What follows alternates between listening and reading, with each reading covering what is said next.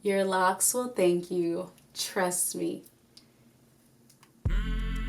Hey, what's up, beautiful people? Welcome to my channel. If you're new here, thanks for stopping by. And if you're not new here, thanks so much for returning. Let's talk about caring for your starter locks today. As many of you know, I have been locked for 1 month, effective today. Today's my 1 month lock-iversary. I have other videos on that. That's not what this one is about. So make sure you check out all of my past videos in order to sort of follow the journey and the progressions of my locks. I'm freshly retwisted, so I'm feeling myself a little bit.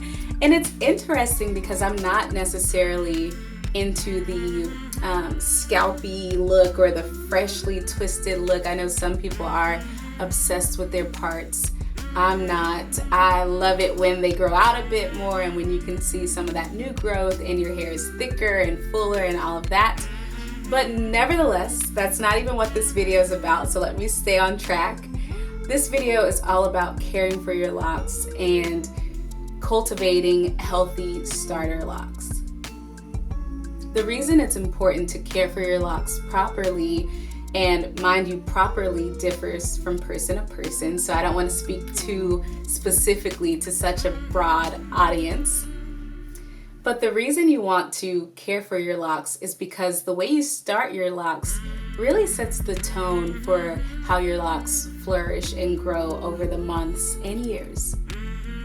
So the first thing you want to do is hydrate your locks and make sure that you're using rose water and oil or whatever works best for your hair. The point here is to make sure your locks are not dry or stiff, because stiffness is a direct indication of dryness, and dryness is a direct reflection of lack of moisture, of course.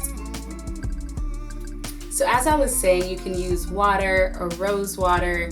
I have a lock moisture video as well, so you can go check that out for all the specifics and a little demonstration on how I moisturize my starter locks. But again, you really want to make sure that you're using whatever method works best for you. If you're using products, I don't typically use products for moisturization. I really just use rose water and almond oil.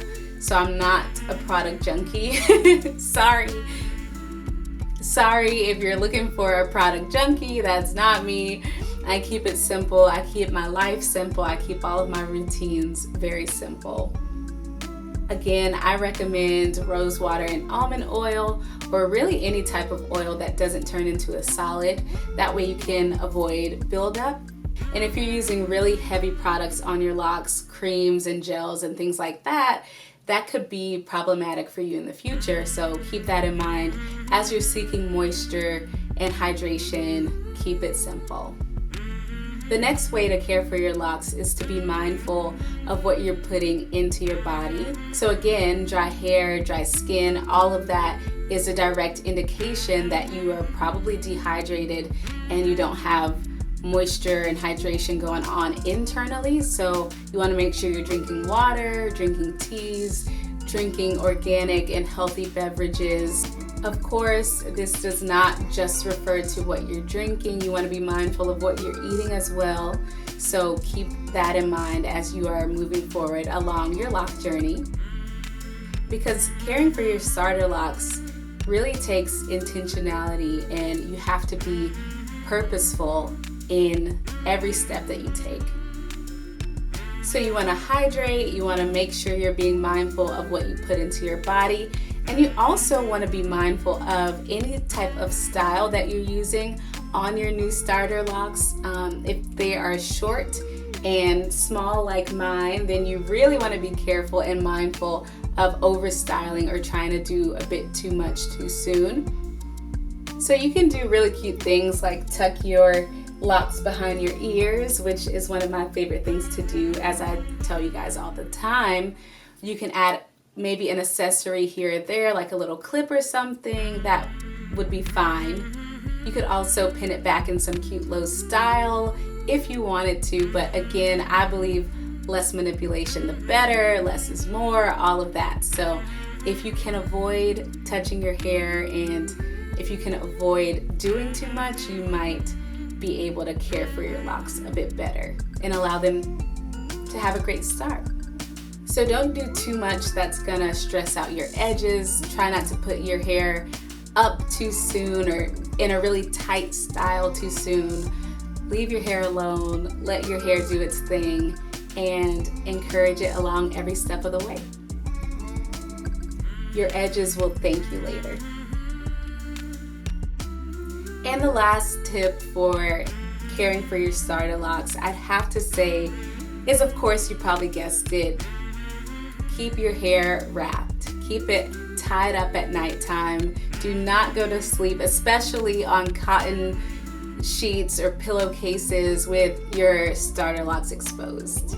It's really one of the worst things that you can do because it dries out your hair. Certain fabrics in particular are the worst offenders when it comes to drying out your hair. So wrap it up.